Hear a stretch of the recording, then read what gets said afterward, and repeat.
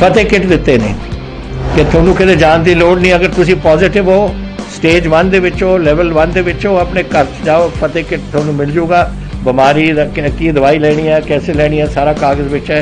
ਕੋਈ ਬੰਦਾ ਆਊਗਾ ਜਿਹੜਾ ਤੁਹਾਨੂੰ ਦੇਊਗਾ ਔਰ ਉਹ ਸਮਝਾਊਗਾ ਵੀ ਤੁਹਾਨੂੰ, ਉਹ ਤੁਸੀਂ ਲਓ।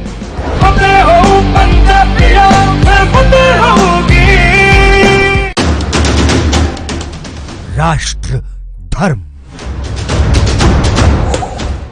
रात 8 बजे सिर्फ ANB न्यूज पर।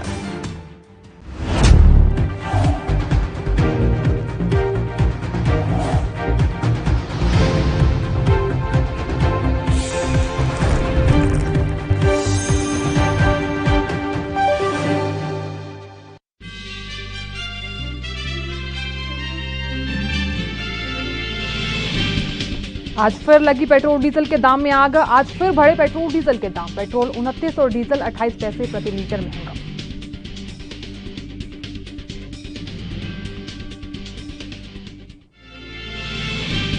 और जम्मू कश्मीर में सियासी हलचल तेज। पीडीपी नेताओं के साथ महबूबा मुफ्ती की बैठक आज। पीएम मोदी की बैठक में जाने पर फैसला। अब्दुल्ला समेत 14 नेताओं को दिया न्योता।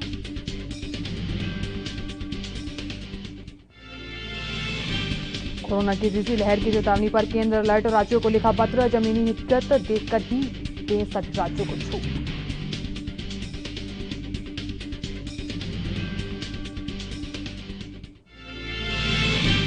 यूपी में योगी सरकार का बड़ा फैसला। जिस जिले में 500 के पार पहुंचे एक्टिव केस, वहां लगेगा कोरोना कर्फ्यू।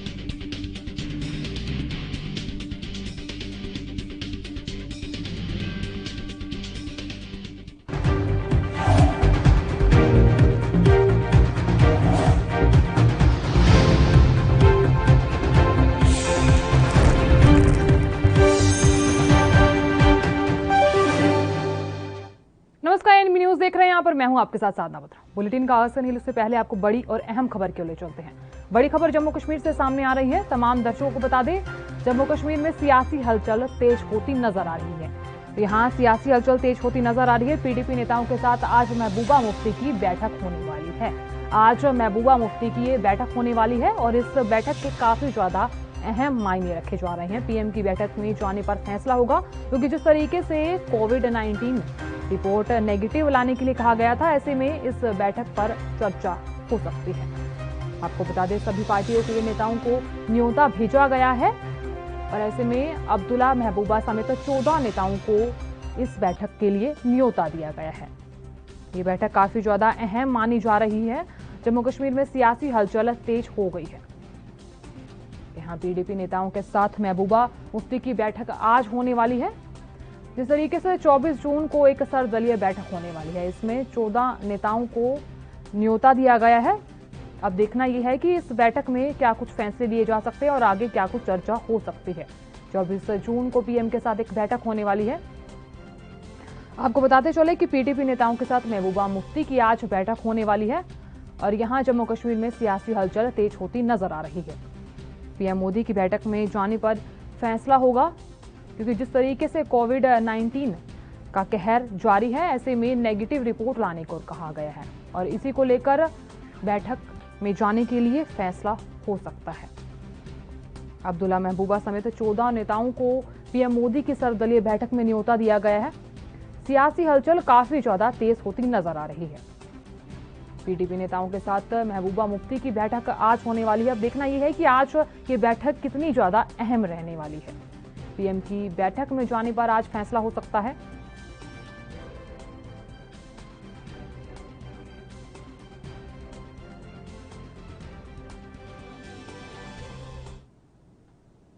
दूसरी बड़ी खबर का रुख कर लेते हैं। बड़ी खबर सामने आ रही है, पेट्रोल डीजल के दाम बढ़ रहे हैं और इसी को लेकर ये बड़ी खबर सामने आ रही है। तमाम दर्शकों को बता दें, फिर पेट्रोल डीजल के दामों में आग लग चुकी है। तो यहाँ जिस तरीके से पेट्रोल डीजल के दाम बढ़ रहे हैं, आज फिर से पेट्रोल डीजल के दामों में बढ़ोतरी देखी गई है।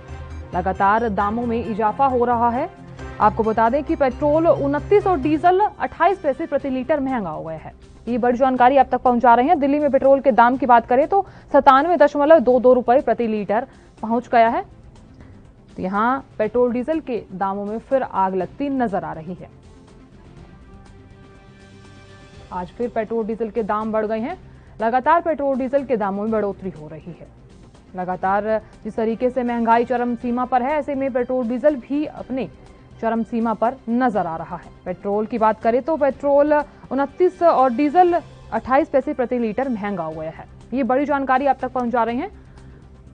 फिर पेट्रोल डीजल के दामों में आग लग गई है। लगातार पेट्रोल डीजल के दामों में बढ़ोतरी की जा रही है। यहाँ पेट्रोल 29 से और डीजल 28 पैसे प्रति लीटर महंगा हो गया है। आम जनता के लिए बेहद ही चिंता का विषय है, क्योंकि जिस तरीके से पेट्रोल डीजल के दाम बढ़ रहे हैं, आम जनता काफी ज्यादा चिंतित नजर आ रही है। दिल्ली में पेट्रोल के दामों की बात करें तो 97.22 प्रति लीटर महंगा हो गया है। और इस खबर पर अधिक जानकारी के लिए हमारे साथ राजीव तिवारी जुड़ चुके हैं। राजीव, जिस तरीके से पेट्रोल डीजल के दाम बढ़ रहे हैं, क्या कहेंगे आप? क्योंकि जिस तरीके से पेट्रोल डीजल के दाम बढ़ रहे हैं, आम जनता की चिंता काफी ज्यादा बढ़ती नजर आ रही है। देखिए, बिल्कुल सही कहा आपने। यहाँ पर जिस तरीके से लगातार पेट्रोल डीजल के दाम बढ़ रहे हैं, तो उससे जीवन की यानी कि और जो चीजें हैं, ट्रांसपोर्टेशन है, वो सबसे ज्यादा महंगा होता रहता है। और उसके बाद में और जो जरूरत की चीजें जो है, रसोई के सामान जो है, वो लगातार निरंतर महंगे होते चले जा रहे हैं। और जनता कहीं ना कहीं परेशान होती नजर आ रही है, क्योंकि लगभग अब 95 रुपए से ऊपर जा चुका है पेट्रोल की कीमत, और डीजल की कीमत भी लगभग 100 रुपए के आसपास ही चल रही है। मगर कहीं ना कहीं स्थिति बिल्कुल बिगड़ी हुई है। मगर सरकारें जो है वो कहीं ना कहीं जनता को राहत देने का काम नहीं कर रही है, और निरंतर पेट्रोल कंपनियां अपने दाम बढ़ाए चले जा रही हैं। जी राजीव, जिस तरीके से अगर बात करें तो ऊपर की जो चार्जेस लगाए जाते हैं, जीएसटी के चार्जेस, सेस लगाया जाता है, अगर इन सबको हटा दें तो आम जनता को कितनी राहत मिलेगी?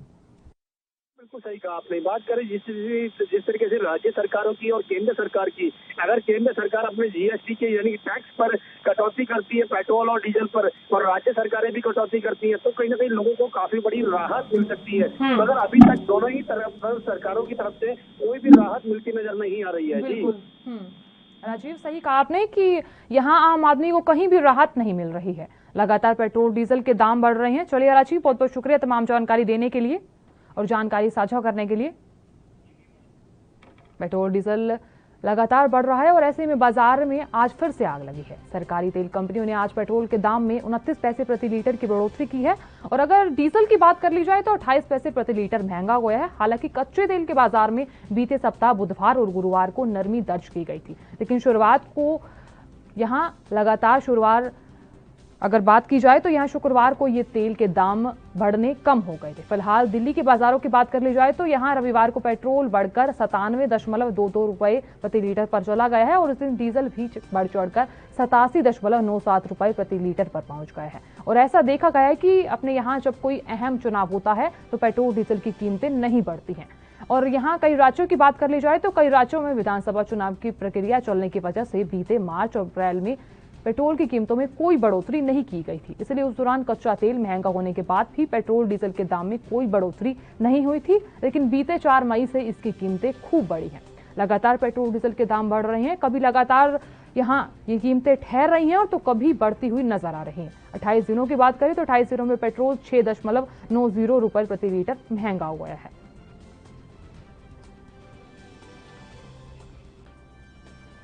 आपको बता दें, यहाँ सियासी हलचल जिस तरीके से नजर आ रही है, ऐसे में पेट्रोल डीजल के दाम बढ़ते हुए नजर आ रहे हैं। आम आदमी की चिंता काफी ज्यादा बढ़ती हुई नजर आ रही है, क्योंकि पेट्रोल डीजल तो बढ़ ही रहा है और महंगाई भी लगातार बढ़ती हुई नजर आ रही है।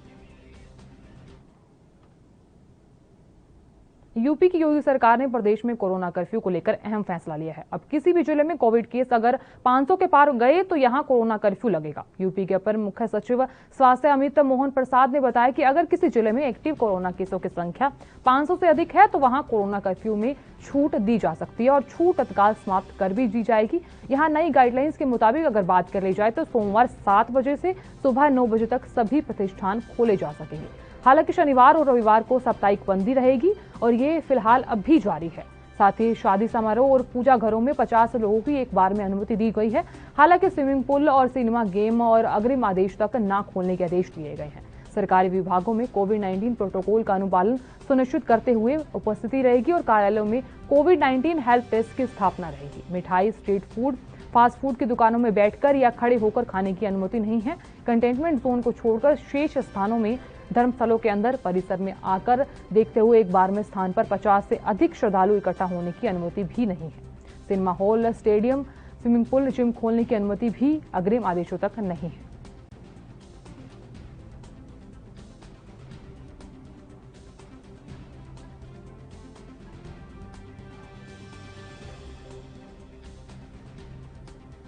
यहाँ कोरोना कर्फ्यू को लेकर सरकार का बड़ा फैसला सामने आया है। 500 से ज्यादा एक्टिव केस वाले जिलों में पाबंदियां जारी रहेंगी।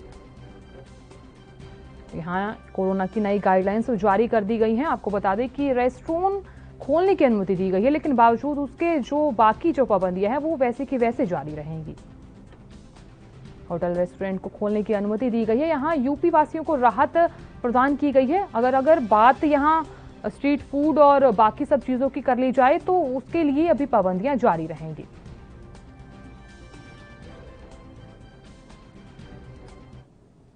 कोरोना की दूसरी लहर ने देश में भारी तबाही मचाई, जिसके बाद ज्यादातर राज्यों ने लॉकडाउन लगाया और जिससे कि इस पर नियंत्रण किया जा सके। हुआ भी यही, लॉकडाउन का असर दिखा और कुछ दिनों में कोरोना संक्रमित मरीजों की संख्या कम होने लगी। लेकिन यहाँ लॉकडाउन लगाने से लोगों की रोजी रोटी पर बात आ गई है, जिसके बाद धीरे धीरे कुछ जरूरी कोविड प्रोटोकॉल के साथ अनलॉक शुरू किया गया। लेकिन यहाँ लॉकडाउन में ढील देते एक बार फिर से सड़कों पर भीड़ दिखाई देने लगी है। केंद्र सरकार ने इस भीड़ को देखते हुए सभी राज्यों को चेतावनी दी है और कहा कि सावधानी पूर्वक ही एक्टिविटीज को बढ़ावा देना चाहिए। केंद्र की तरफ से बेहद महत्वपूर्ण कोविड एप्रोप्रिएट बिहेवियर की 5 स्तरीय रणनीति को सुनिश्चित करने की अपील की गई है।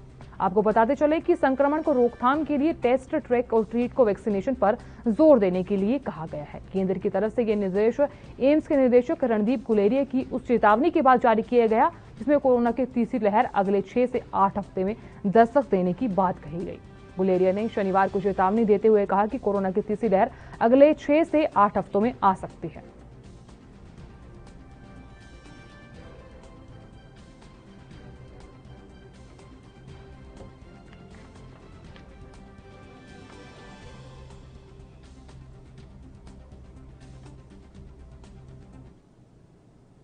सरकार की तरफ से जारी आंकड़ों के मुताबिक अगर बात करें तो भारत को दुनिया भर से कोविड सहायता के रूप में 33 बिलियन से ज्यादा आइटम्स मिले हैं। 43 देश भारत की मदद के लिए प्रतिबद्ध हैं और विदेशों से लगभग 100 खेप प्राप्त हुई है। और इस दौरान भारी मात्रा में आने वाली दवाओं के अलावा सबसे बड़ी खेप ऑक्सीजन सिलेंडरों की थी। उसके बाद ऑक्सीजन कंसंट्रेटर की, जिसने भारत को महामारी की दूसरी लहर के चरम पर जीवन रक्षक गैस की बढ़ती मांग को पूरा करने में हमारी मदद की। इस साल कोरोना की दूसरी लहर के दौरान 2.5 महीने भारत के लिए सबसे हमेशा कठिन रहे और इनमें से मई का महीना सबसे खतरनाक साबित हुआ, जब देश को एक बड़े स्वास्थ्य संकट का सामना करना पड़ा। इस संकट से निपटने के लिए भारत ने 27 अप्रैल से कोविड रिलीफ के तौर पर विदेशों से जरूरी सामान या मदद मांगना शुरू कर दिया था और इन्हीं सभी को देखते हुए सामानों को लगातार उन राज्यों में भेजा गया जिनमें महामारी के हालात सबसे ज्यादा खराब रहे।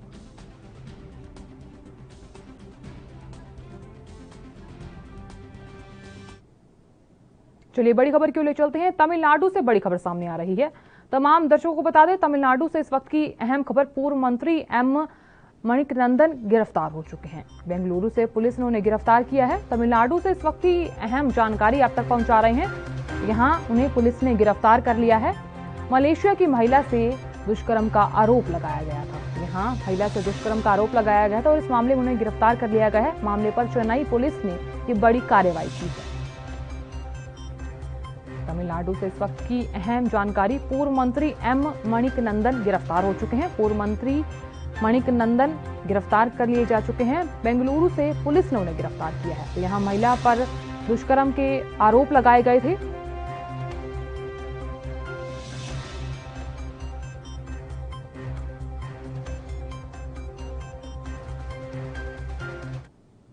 लोकसभा अध्यक्ष ओम बिरला 22 जून को संसद सदस्यों, राज्यों और केंद्र शासित प्रदेशों के विधायकों, अधिकारियों और उनके परिवार के सदस्यों के लिए लैंग्वेज और लर्निंग प्रोग्राम का वर्चुअल उद्घाटन करेंगे। एक आधिकारिक विज्ञप्ति के मुताबिक संसदीय अनुसंधान और प्रशिक्षण संस्थान, लोकतंत्र, लोकसभा सचिवालय सांसदों, राज्यों और केंद्र शासित प्रदेशों के विधायकों और अधिकारियों और परिवारों के सदस्यों के लिए ऑनलाइन भारतीय और विदेश भाषा सीखने का कार्यक्रम आयोजित करेगा। आपको बता दें कि उद्घाटन सत्र सुबह 11 बजे से दोपहर 12 बजे तक बताया गया था और ऐसे में सत्र के लिए फ्रांस, जर्मनी, जापान, पुर्तगाल, रूस और स्पेन के राजदूत को आमंत्रित किया गया। उद्घाटन सत्र में भाग लेने के लिए विदेशों में भारतीय मिशन के गणमान्य शख्सियतों को आमंत्रित किया गया और यहाँ बताया जा रहा है कि फ्रेंच, जर्मन, जापानी, पुर्तगाली, रूसी और स्पेनिश में ऑनलाइन विदेशी भाषा पाठ्यक्रम 22 जून से शुरू हुआ। भारतीय विधानसभा की 8वीं अनुसूची के सभी भारतीय भाषाओं में ऑनलाइन पाठ्यक्रम भी कार्यक्रम के हिस्से में आयोजित किए जा रहे हैं और ऐसे में गुजराती, बंगाली, कन्नड़, मलयालम, मराठी, उड़िया, तमिल, तेलुगु, हिंदी, संस्कृति कक्षाएं 5 जुलाई से शुरू होंगी और असमिया, कश्मीरी, सिंधी, उर्दू, संथाली, नेपाली, मितई, बोडो, डोगरी, कोंकणी, मैथिली 12 जुलाई से शुरू होगी। वुमेन पार्टिसिपेशन कैसे बढ़ेगा? इस पर स्पीकर की महिलाओं की भागीदारी इस 17वीं लोकसभा में सबसे ज्यादा है और केवल भागीदारी नहीं है, संसद के अंदर कामकाज में भी महिलाओं की सक्रिय भागीदारी है।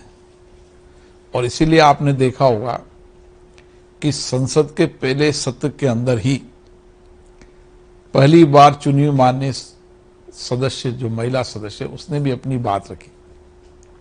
अधिकतम महिला सदस्यों ने पहले सत्र में अपनी बात रखी, अपने क्षेत्र की आकांक्षाओं, अपेक्षाओं को भी सदन में रखा। कई विधायी कार्य के अंदर भी उन्होंने कानून बनाने में सक्रिय योगदान दिया और देश के कई महत्वपूर्ण मुद्दों पर भी चर्चा की। इसलिए निश्चित रूप से महिलाओं की भागीदारी बढ़ी है। धीरे धीरे देश के अंदर और और यहाँ लेंगे एक छोटा सा ब्रेक, जल्द हाजिर होंगे।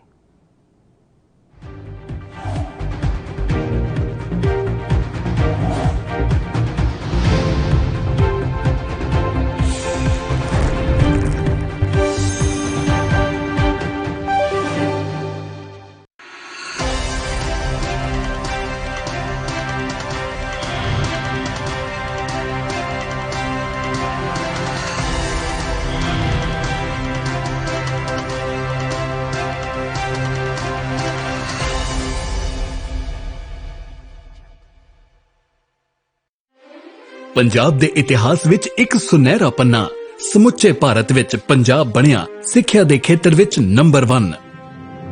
ਭਾਰਤ ਸਰਕਾਰ ਨੇ ਐਲਾਨ ਕੀਤਾ ਕਿ ਅਨੁਸੂਚਿਤ ਜਾਤੀਆਂ, ਲੜਕੀਆਂ ਅਤੇ ਵਿਕਲਾਂਗ ਬੱਚਿਆਂ ਨੂੰ ਸਿੱਖਿਆ ਪ੍ਰਦਾਨ ਕਰਨ ਲਈ ਪੰਜਾਬ ਹੀ ਹੈ ਸਰਵ ਉੱਤਮ ਸੂਬਾ।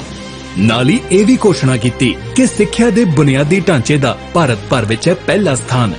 ਲੈਬੋਰੇਟਰੀਆਂ, ਕੰਪਿਊਟਰ ਲੈਬ, ਸਾਫ਼ ਪੀਣ ਦਾ ਪਾਣੀ, ਟਾਇਲਟ, ਕਲਾਸਰੂਮਾਂ ਦੀ ਗਿਣਤੀ, ਸਕੂਲ ਦਾ ਗਵਾਂਢ ਵਿੱਚ ਹੋਣਾ, ਇਹਨਾਂ ਸਭ ਮਾਪਦੰਡਾਂ ਵਿੱਚ ਪੰਜਾਬ ਨੇ ਸਮੁੱਚੇ ਸੂਬਿਆਂ ਨੂੰ ਪਿੱਛੇ ਛੱਡਿਆ। ਜੋ ਪੰਜਾਬ ਦਾ ਨਾਮ ਵਧ ਰਿਹਾ ਉਹ ਤੁਸੀਂ ਬਣਾਇਆ, ਤੁਸੀਂ ਸਾਰੇ ਟੀਚਰਾਂ ਨੇ। ਮੈਂ ਤੁਹਾਡੇ ਸਾਰਿਆਂ ਨੂੰ ਦਿਲੋਂ ਬਹੁਤ ਧੰਨਵਾਦੀ ਹਾਂ ਤੁਹਾਡਾ। ਪ੍ਰਿੰਸੀਪਲ, ਹੈਡਮਾਸਟਰ ਤੇ ਟੀਚਰਾਂ ਦੀ ਉਪਲਬਧਤਾ, ਵਿਦਿਆਰਥੀਆਂ ਅਤੇ ਟੀਚਰਾਂ ਦੀ ਹਾਜ਼ਰੀ, ਸਕੂਲ ਵਿੱਚ ਦੁਪਹਿਰ ਦਾ ਭੋਜਨ, ਪਾਰਦਰਸ਼ਤਾ ਨਾਲ ਟੀਚਰਾਂ ਦੀ ਭਰਤੀ ਨਾਲ ਪੰਜਾਬ ਦਾ ਸੂਬਾ ਬਣਿਆ ਦੇਸ਼ ਦਾ ਮੋਹਰੀ।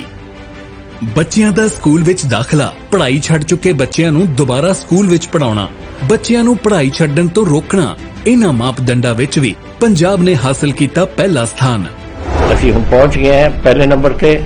ਹੁਣ ਆਪਾਂ ਪਹਿਲੇ ਨੰਬਰ ਤੋਂ ਉਤਰਨਾ ਨਹੀਂ, ਉੱਥੇ ਹੀ ਰਹਿਣਾ ਹੈ ਔਰ ਉੱਥੇ ਹੀ ਤਗੜੇ ਰਹਿਣਾ ਹੈ। ਪੰਜਾਬ ਸਰਕਾਰ ਰੱਖੇ ਤੁਹਾਡੇ ਬੱਚਿਆਂ ਦਾ ਖਿਆਲ।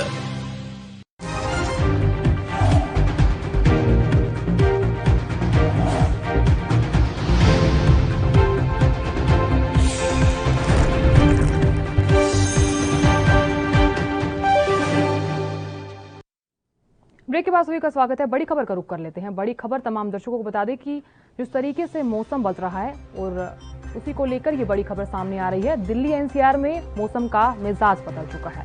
यूपी, राजस्थान समेत कई राज्यों में मानसून की बारिश ने दस्तक दे दी है और बारिश हो भी रही है। आपको बता दें दिल्ली एनसीआर में बारिश हो रही है और ऐसे में राजस्थान में और आगे मानसून बढ़ता हुआ नजर आ रहा है और कई जगहों पर बारिश हो भी रही है और हरियाणा के कई इलाकों में बारिश की संभावना जताई जा रही है। जहां हरियाणा के कई इलाकों में बारिश की संभावना जताई जा रही है। उत्तराखंड में गंगा का जलस्तर बढ़ चुका है। राजस्थान में और आगे मानसून बढ़ रहा है। कई जगह बारिश हो रही है और कई जगहों पर मानसून बढ़ता हुआ नजर आ रहा है। दिल्ली एनसीआर में मौसम का मिजाज बदल चुका है। यहाँ मौसम के साथ साथ कई जगह बारिश भी हो रही है। हरियाणा के कुछ इलाकों में बारिश की संभावना जताई जा रही है। यहाँ मानसून ने दस्तक दे दी है। यहाँ लोगों को अब राहत मिलने वाली है। जिस तरीके से गर्मी बढ़ रही थी, अब लोगों को अब राहत मिलने वाली है।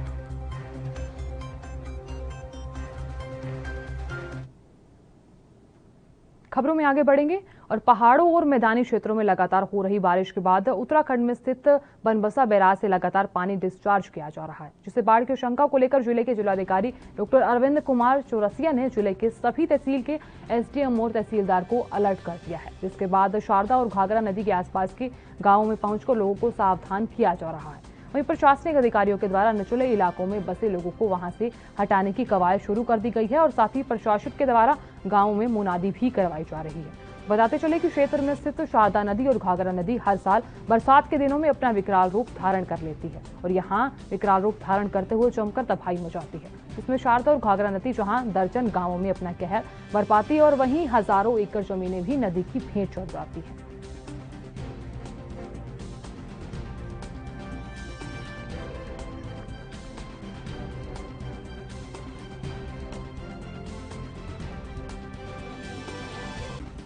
पहाड़ों और मैदानी क्षेत्रों में लगातार वर्षा हो रही है, जिसको लेकर उत्तराखंड में मौजूद बनबसा बैराज पूरी तरह से फुल हो चुका है, जिसके बाद बनबसा बैराज से लगभग 4 लाख क्यूसेक पानी छोड़ा जा चुका है और बाढ़ का अलर्ट घोषित हो चुका है। अगर हम लखीमपुर खीरी जिले की बात करें तो लखीमपुर खीरी जिले में जिलाधिकारी के आदेश पर हर तहसीलों में अलर्ट घोषित कर दिया गया है।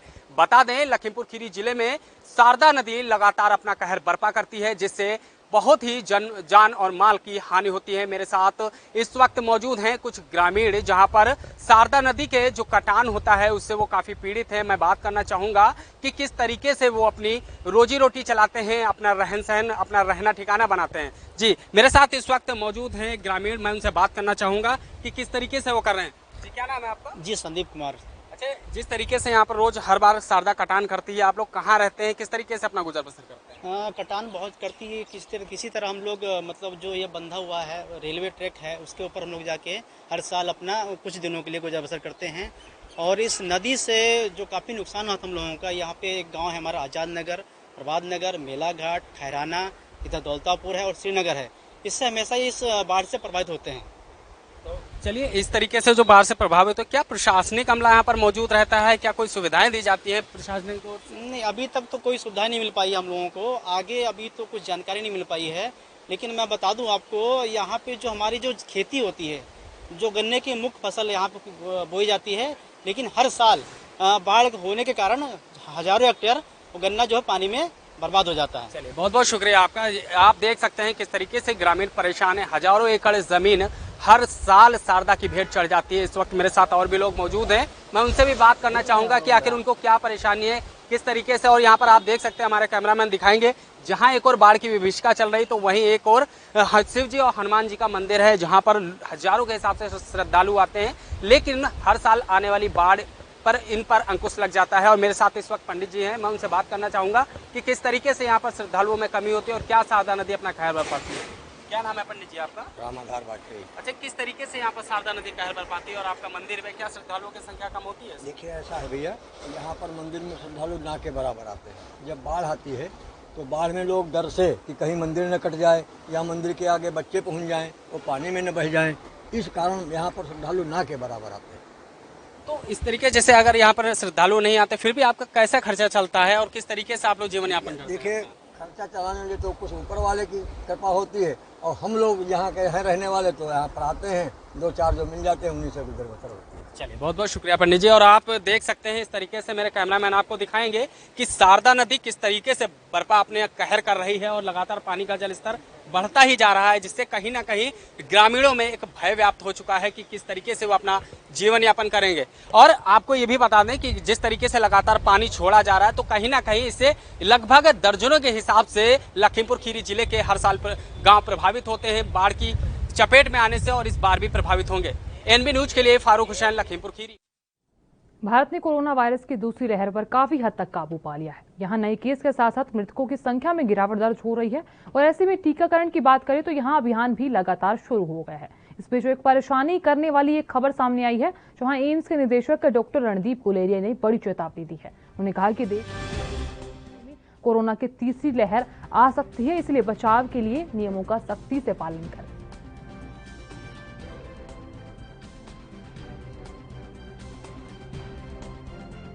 उधर पूर्वोत्तर के 2 राज्यों अरुणाचल प्रदेश और मणिपुर में देर रात भूकंप के झटके महसूस किए गए। सबसे पहले भूकंप अरुणाचल प्रदेश में आया। नेशनल सेंटर फॉर सिस्मोलॉजी के मुताबिक अरुणाचल प्रदेश के पांगिन में उत्तर पश्चिम में करीब 1:02 पर भूकंप के झटके महसूस किए गए। आपको बताते चले कि रिक्टर पैमाने पर भूकंप की तीव्रता 3.1 रही। वहीं दूसरा भूकंप मणिपुर के शुरुई गांव के उत्तर पश्चिम में 1:22 पर आया। नेशनल सेंटर फॉर सिस्मोलॉजी के मुताबिक रिक्टर पैमाने पर भूकंप की तीव्रता 3.6 रही। फिलहाल किसी के भी हताहत होने की कोई जानकारी निकलकर नहीं आई है।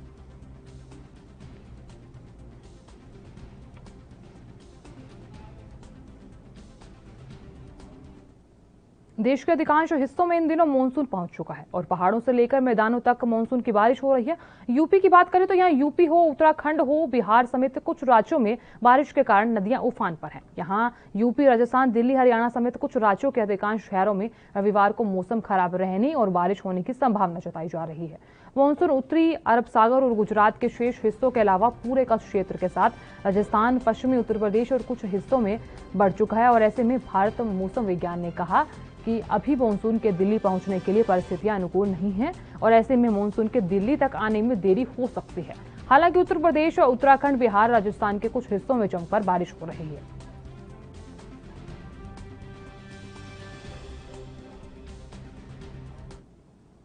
मध्य प्रदेश के भिंड में ऊर्जा मंत्री प्रद्युम्न सिंह तोमर हमेशा की तरह जिले में लोगों के बीच समस्याएं सुनने पहुंचे। वहीं ऊर्जा मंत्री अपने अलग ही अंदाज में दिखे। अचानक बिना सोचा कि सुरक्षा के आम लोगों के बीच विद्युत सब स्टेशनों पर जाकर उन्होंने विद्युत व्यवस्था का औचक निरीक्षण किया। इस दौरान ऊर्जा मंत्री प्रद्युम्न सिंह तोमर ने पत्रकारों से चर्चा में कहा कि अब पहले से बिजली की हालत अब ठीक है, जिले में इतनी ट्रिपिंग की समस्या भी नहीं है।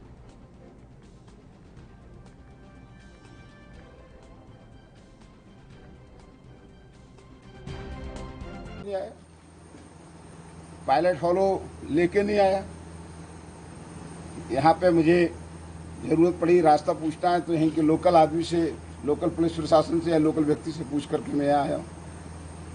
तो मेरा ये भ्रमण पूरे प्रदेश में इसी तरीके से चलेगा और बिजनेस व्यवस्था को पहले की अपेक्षा आप जाएंगे देखेंगे ट्रिपिंग कम हुई है, लॉसेज कम हुए हैं, मेंटेनेंस के समय में कमी आई है, जनरेशन कंपनियों में भी ट्रिपिंग में कमी आई है, हीट रेट में कमी आई है। ये अंतर है। उत्तर मध्य प्रदेश के इंदौर में एक सरफिरे युवक ने घर में घुसकर पहले युवती को गोली मारी और फिर खुद को गोली मार ली। तो यहाँ युवक की मौत हो गई है और जबकि युवती की हालत काफी ज्यादा नाजुक बताई जा रही है। दरअसल गांधीनगर निवासी एक युवक इंदिरा पहुंचा और घर में घुसकर युवती को गोली मार दी और फिर खुद को ही गोली मार ली। तो यहाँ बताया जा रहा है कि घटना के बाद परिजन लड़की को अस्पताल लेकर पहुंचे, जहां उसका उपचार लगातार जारी है। जानकारी के मुताबिक आपको बताते चले कि लड़का लड़की दोनों परिचित थे और कुछ समय पहले साथ में काम किया करते थे। संभावना जताई जा रही है कि प्रेम प्रसंग से जुड़ा ये पूरा मामला हो सकता है। फिलहाल इस मामले को देखते हुए एसपी महेश चंद जैन मौके पर पहुंचे और बारीकी से जांच पड़ताल में जुट गए।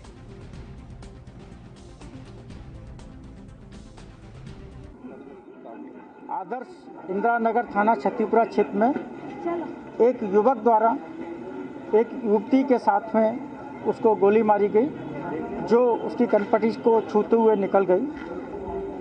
युवती को एमआईएच में भेजा गया है और उसका इलाज चल रहा है और अभी वर्तमान स्थिति में वो खतरे से बाहर है। जिस युवक ने उसको गोली मारी वो युवक ने बाद में उसी कमरे में अपनी कनपटी पर गोली मारकर आत्महत्या कर ली। जो प्रारंभिक रूप से पता लगा है कि लॉकडाउन के पहले युवक और युवती दोनों ही एक फर्म में काम करते थे। विस्तृत जानकारी का फिलहाल के लिए इतना ही। आप देखते रहिए एएनबी न्यूज। नमस्कार।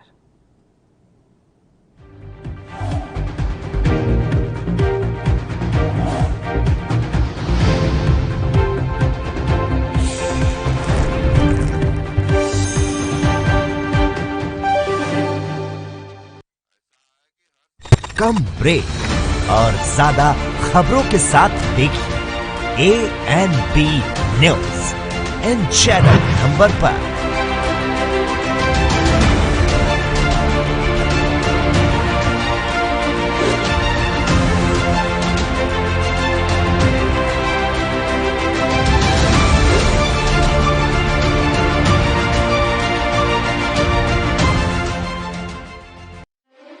ਪੰਜਾਬ ਦੇ ਇਤਿਹਾਸ ਵਿੱਚ ਇੱਕ ਸੁਨਹਿਰਾ ਪੰਨਾ, ਸਮੁੱਚੇ ਭਾਰਤ ਵਿੱਚ ਪੰਜਾਬ ਬਣਿਆ ਸਿੱਖਿਆ ਦੇ ਖੇਤਰ ਵਿੱਚ ਨੰਬਰ 1। ਭਾਰਤ ਸਰਕਾਰ ਨੇ ਐਲਾਨ ਕੀਤਾ ਕਿ ਅਨੁਸੂਚਿਤ ਜਾਤੀਆਂ, ਲੜਕੀਆਂ ਅਤੇ ਵਿਕਲਾਂਗ ਬੱਚਿਆਂ ਨੂੰ ਸਿੱਖਿਆ ਪ੍ਰਦਾਨ ਕਰਨ ਲਈ ਪੰਜਾਬ ਹੀ ਹੈ ਸਰਬ ਉੱਤਮ ਸੂਬਾ। ਨਾਲ ਹੀ ਇਹ ਵੀ ਘੋਸ਼ਣਾ ਕੀਤੀ ਕਿ ਸਿੱਖਿਆ ਦੇ ਬੁਨਿਆਦੀ ਢਾਂਚੇ ਦਾ ਭਾਰਤ ਭਰ ਵਿੱਚ ਹੈ ਪਹਿਲਾ ਸਥਾਨ। ਲੈਬੋਰੇਟਰੀਆਂ, ਕੰਪਿਊਟਰ ਲੈਬ, ਸਾਫ਼ ਪੀਣ ਦਾ ਪਾਣੀ, ਟਾਇਲਟ, ਕਲਾਸਰੂਮਾਂ ਦੀ ਗਿਣਤੀ, ਸਕੂਲ ਦਾ ਗਵਾਂਢ ਵਿੱਚ ਹੋਣਾ, ਇਹਨਾਂ ਸਭ ਮਾਪਦੰਡਾਂ ਵਿੱਚ ਪੰਜਾਬ ਨੇ ਸਮੁੱਚੇ ਸੂਬਿਆਂ ਨੂੰ ਪਿੱਛੇ ਛੱਡਿਆ। ਜੋ ਪੰਜਾਬ ਦਾ ਨਾਮ ਵਧ ਰਿਹਾ ਉਹ ਤੁਸੀਂ ਬਣਾਇਆ, ਤੁਸੀਂ ਸਾਰੇ ਟੀਚਰਾਂ ਨੇ। ਮੈਂ ਤੁਹਾਡੇ ਸਾਰਿਆਂ ਨੂੰ ਦਿਲੋਂ ਬਹੁਤ ਧੰਨਵਾਦੀ ਹਾਂ ਤੁਹਾਡਾ। ਪ੍ਰਿੰਸੀਪਲ, ਹੈਡਮਾਸਟਰ ਤੇ ਟੀਚਰਾਂ ਦੀ ਉਪਲਬਧਤਾ, ਵਿਦਿਆਰਥੀਆਂ ਅਤੇ ਟੀਚਰਾਂ ਦੀ ਹਾਜ਼ਰੀ, ਸਕੂਲ ਵਿੱਚ ਦੁਪਹਿਰ ਦਾ ਭੋਜਨ, ਪਾਰਦਰਸ਼ਤਾ ਨਾਲ ਟੀਚਰਾਂ ਦੀ ਭਰਤੀ ਨਾਲ ਪੰਜਾਬ ਦਾ ਸੂਬਾ ਬਣਿਆ ਦੇਸ਼ ਦਾ ਮੋਹਰੀ। ਬੱਚਿਆਂ ਦਾ ਸਕੂਲ ਵਿੱਚ ਦਾਖਲਾ, ਪੜ੍ਹਾਈ ਛੱਡ ਚੁੱਕੇ ਬੱਚਿਆਂ ਨੂੰ ਦੁਬਾਰਾ ਸਕੂਲ ਵਿੱਚ ਪੜ੍ਹਾਉਣਾ, ਬੱਚਿਆਂ ਨੂੰ ਪੜ੍ਹਾਈ ਛੱਡਣ ਤੋਂ ਰੋਕਣਾ, ਇਹਨਾਂ ਮਾਪਦੰਡਾਂ ਵਿੱਚ ਵੀ ਪੰਜਾਬ ਨੇ ਹਾਸਲ ਕੀਤਾ ਪਹਿਲਾ ਸਥਾਨ। ਅਸੀਂ ਹੁਣ ਪਹੁੰਚ ਗਏ ਹਾਂ ਪਹਿਲੇ ਨੰਬਰ ਤੇ। ਹੁਣ ਆਪਾਂ ਪਹਿਲੇ ਨੰਬਰ ਤੋਂ ਉਤਰਨਾ ਨਹੀਂ, ਉੱਥੇ ਹੀ ਰਹਿਣਾ ਹੈ ਔਰ ਉੱਥੇ ਹੀ ਤਗੜੇ ਰਹਿਣਾ ਹੈ। ਪੰਜਾਬ ਸਰਕਾਰ ਰੱਖੇ ਤੁਹਾਡੇ ਬੱਚਿਆਂ ਦਾ ਖਿਆਲ।